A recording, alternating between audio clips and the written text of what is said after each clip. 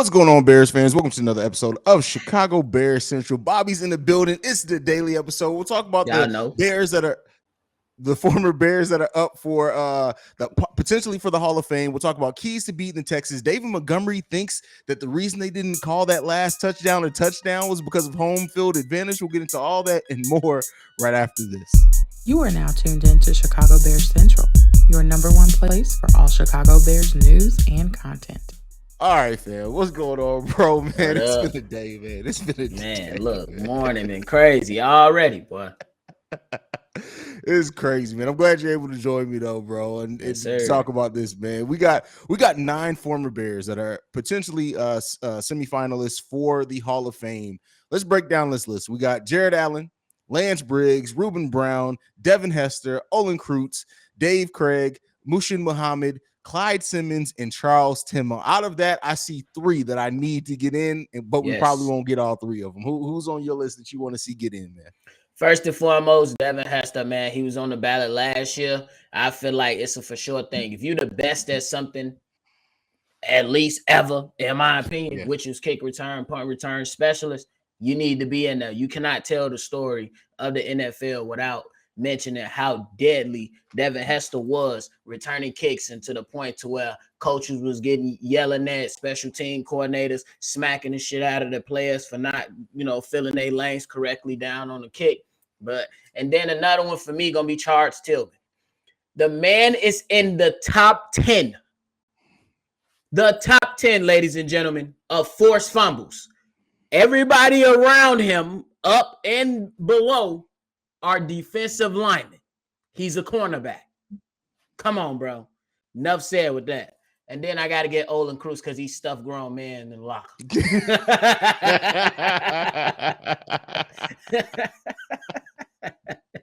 So I feel like you supposed to be put in for that. You stuffed grown man in the locker, you good. Yeah, to this day, right? That's just happened like 3-4 months ago, right? To this day, it still can't believe it. Still can't believe the man had to go home and say, yeah, I had a scuffle at work today. The dude put me in the locker. What? For real, that's crazy, bro. But here's what I'll say, man. For me, it's much like you. I agree. Peanut Tillman has to go in, bro. Devin Hester completely changed special teams there for a while, bro. Yes. Like he made at a time where people just took special teams as something like, oh, okay, it is what it is. Like he changed the whole dynamic. The man opened up a Super Bowl returning a touchdown, bro. Come on, man. Come on, y'all. Like, come on, y'all.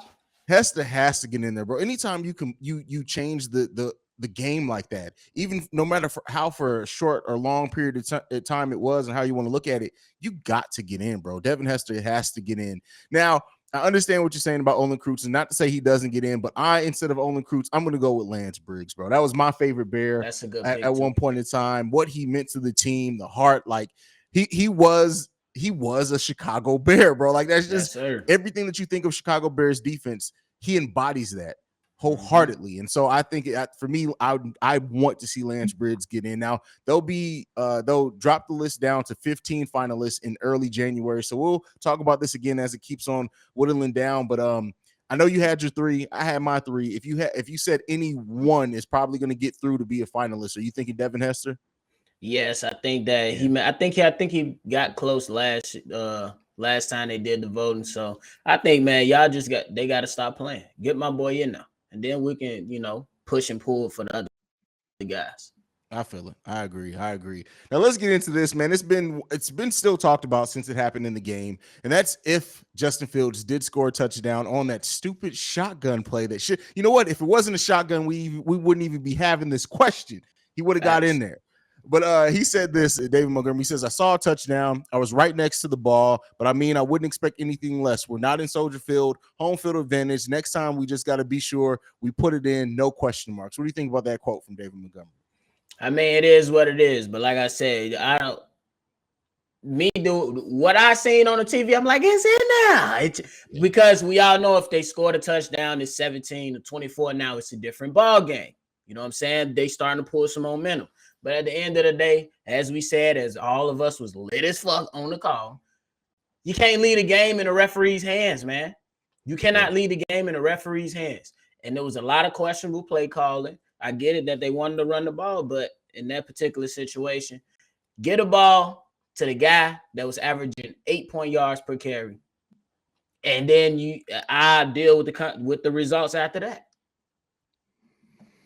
Yeah, I agree, man. And you heard Matt Eberflus, we heard Justin Fields. Like, it should have been. It's like that was a touchdown. Like I said, it was more angles than not where I thought it looked like a touchdown. There was one where I was like, oh, he's kind of far off.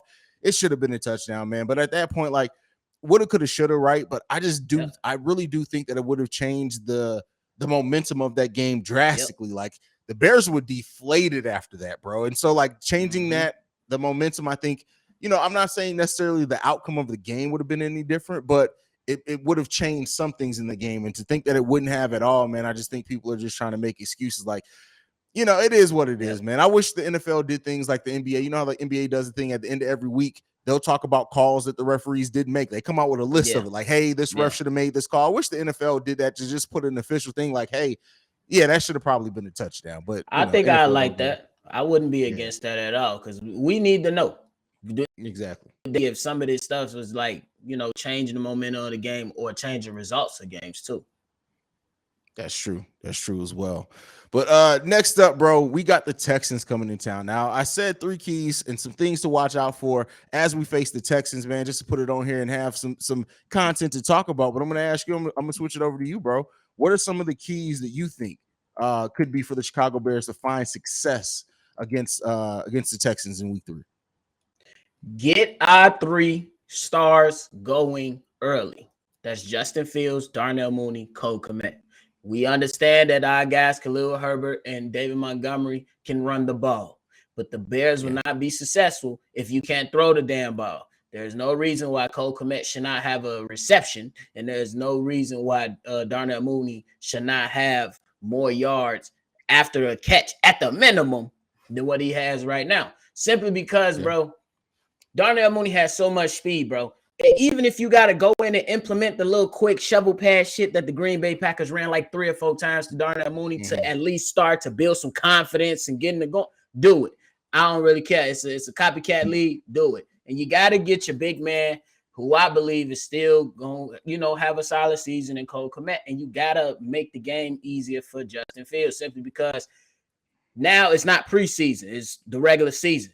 It speeds up now. You know what I'm saying? Yeah. You got to get them comfortable, because we need to see steps to see if this is going to be the quarterback for the future. So that's number 1. Number 2, look, they got to build some confidence in Kyler Gordon.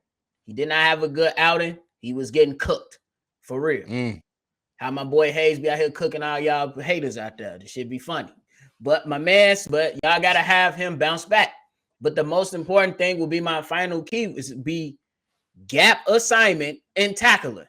I went and watched some film, and god damn, the defensive players was out of position a lot. Yeah. You got Roquan, he was down too deep in some positions where he couldn't, fight off some of those big ass tackles and linemen, and boom, Aaron Jones break one. And you got other players that was out of position. Nicholas Morrow was another guy. Constantly, I'm like, man, what our linebackers? They need to be focused. And I don't know if it's Roquan because he missed some time during preseason, Ken or whatever. But those guys really got to step up. And as an entire defense, they got to tackle, bro. Because a lot of those tackles would have been tackles for losses or, short yard gains. Get them down on the first contact, bro, period. For real. Hit them. Yeah. Hit them. So gap assignment will be the last one for me. Okay. Fair enough. One of the biggest things that I'm looking for in this game is the Bears are going to face one of the weaker passing defenses in the league. If we're going to use any time to build up confidence, to build up chemistry between Justin Fields and the wide receivers, this is the one to do it. While the Texans haven't given up a bunch of touchdowns through in the air, they have allowed the 12th most completions this year so far in the NFL. This is a game where you need it, especially with all the conversation now about only the 11 pass attempts. This is the game where you want to try to get them in rhythm. You want to try to get Justin Fields going. You want to try some things down the field. All of that. Everything that we had an issue with in the passing game in week 2, that needs to be corrected in week 3. In week 3, trying it at least against this Houston Texans team. If it doesn't happen, like, it's going to be even more questions. Like we said it, bro. Like you can only hamstring a damn quarterback for so long. Like, bro, cut the man loose. At the end of the day, he's going to make some mistakes. He's going to do whatever. This is the opportunity to just try to get creative with your passing game and just target, like you said, Darnell Mooney and Cole Kmet each need to be targeted no less than 3 times in this game. Bruh. It need to be like that too. Because man, the flick on the first drive, I'm like, oh, we going like this? Yeah. And then we go score a touchdown, and then my man's went to just a run-heavy offense. Like, we get it. We said it was going to be run-heavy. But he was pretty efficient. 7 for 11. That's pretty efficient. But you got to do what you said. Cut him loose. Yeah. So hopefully they do that. Devin Montgomery, hopefully he has a big game as well. I really hope that. But the thing outside of that I'm looking forward is this is the pass rush. Like, do we continue to hit the quarterback? Like, Dominique Robinson needs to play more. And that's all it is. This when he played 34% of snaps in the last game, he's been our best defensive lineman so far. Him and Travis Gibson, for real. Like, Robert Quinn hasn't done much. Like, yeah, come on, man. Like, get creative, put him on the field. Like, I understand in all this, trying different things, trying to find success. But one thing that you're seeing, Dominique Robinson can go, bro. And Travis Gibson ain't nothing to shake your head at either. But and I understand trying to balance it out because you're gonna want to have Robert Quinn out there because he's the veteran. But you got to get these guys in better position because they're gonna hit some quarterbacks, man. Go ahead. Yeah, I got a question for you. Actually, would you try? I know because I don't know. It seemed like the interior linemen. I don't know if they're getting tired early because I know they leaning heavy on Justin Jones and then Mike Pennell, I believe. They leaning heavy on them. So my question is, I know he might be a bit undersized. Would you try to bring in a combination at the same time of Gibson next to Robinson and let him go in obvious passing situations? I don't hate the idea, bro. Like, I really don't hate the idea. It does, like, thinking about it does bring some like mismatch things that you kind of worry about. But at the end of the day, they've been your 2 most aggressive defensive linemen. Why not try it, bro? Why not try to get creative to get them both out on the field at the same time? Because if you do unlock something, they're not saying that that's something you want to rely on heavily all the time. But if you do unlock something to where, like you said, on clear passing downs, things like that, you put a little bit more pressure on the quarterback. Do that shit, bro. Do it. Yeah. I say get creative, especially to get your interior linemen some goddamn rest, because them boys, they getting ran through, man. Absolutely, bro. Our passing offense ranks dead last in the NFL. Do you think we have a better showing in the passing game against the Huston Texans? I hope so. I'm gonna just be honest. I hope so. Cause like Luke Getz, I love the first drive, bro. The first drive was amazing. Yeah, it was dope, bro. So and I think that's what showed. And I think Luke Getz can draw together a good first drive from what we've seen so far. But now it's what's after that. Like, how do you build off that? Because you gotta build the confidence in your young quarterback. That's the only way. We know he can make all the throws. We know he a little slow at times with the reactionary and getting the ball out. But the only way you get better with that is to do it. That's the only way. So scheme it up. This is true. Now, one of the things in this game is that both teams, the Bears and the Texans, are averaging less than 15 points per game. Do they break that? Turns into an ugly non-scoring game? How do you think this game is gonna go, Bobby? Oh, it's going over. I think somebody gonna at least go over 20. At least. Okay. I ain't gonna say it's gonna be no crazy 30, 35, 34 game. Nah. But somebody going over 20. Hopefully it's my Chicago Bears for real. Because we need it. Hopefully. We need it. Hopefully. Now he's facing another second-year quarterback in David Mills. I can't back down from that one. We got to take this. We got to take this. He got to be every quarterback that's been in his draft class this year, because he got Davis Mills. He most likely should see Zach Wilson, and then he gonna see Mac Jones. We need all that. He should want all the smoke. So Luke Gessie, unleash JF1, bro. Unleash. Come on, man. Got to, man. Got to, bro. Now, before we head off, though, Lovie Smith is coming back to Chicago, bro. Do you think Is he going to be out to prove a point, or does it not matter? There's been so much time between, like, Lovie Smith hasn't been our coach in so long, but do you think that he's out to prove a point against his former team? I mean, I feel like when you go back anyway, you want to prove a point, but I don't think it's gonna really matter too much, to be honest. Just thinking and not giving away too much before the actual prediction show. Yeah, I'll be there, by the way. But I just don't think that bro. The man went to coach at Illinois. It wasn't good there. He coming here. I don't want it to be good here either. So hopefully the Chicago crowd is loud and doing what they do. The field should be better. But even if it's another monsoon, we coming to slide. Crazy, man. But yeah, man. Hopefully we see some bounce back performances as well. Hopefully Kyler Gordon uses the last game as some motivation to come out and do some things against a team that is not projected to be too good of a team either. Like, I really do hope the Bears are favored for the first time in this game as well. For in the early part of the season, it's the first game that they're going in favorited. The Bears got to pull out this win, bro. I hate to imagine what a live stream with me on it would be like if the Bears lose this game. And it's early, so then we got all day to think about it.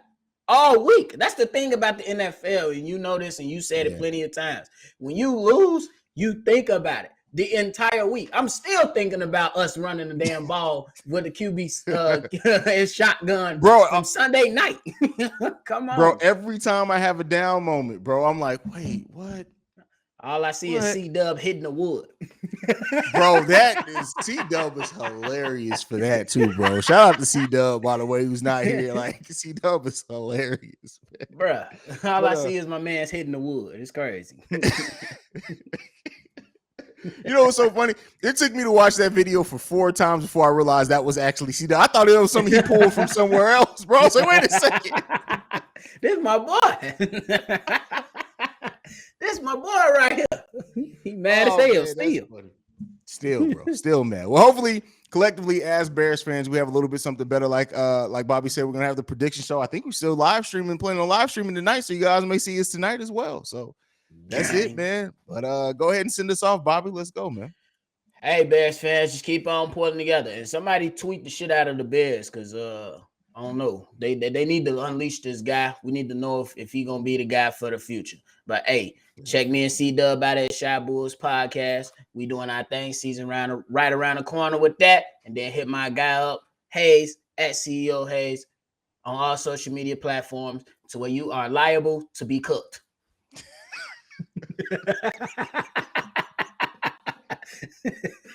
As long as you don't act up, I won't cook you. That's like, I don't like the light you painting me in right now, bro. As long as everybody act right, I don't cook nobody. Good. When you get to stepping, I gotta cook you, man. That's all it is, bro. Is that easy, all it is? Y'all make sure y'all follow the show at Shy Bear Central. You can send us any feedback, questions, comments, concerns, ChicagoBearCentral@gmail.com. Lastly, if you want to leave us a text and our voicemail, the number to do so, 773-242-9336. We're the number one spot for everything Chicago Bears related. Bear down, y'all. Peace. This has been a presentation of the Break Media.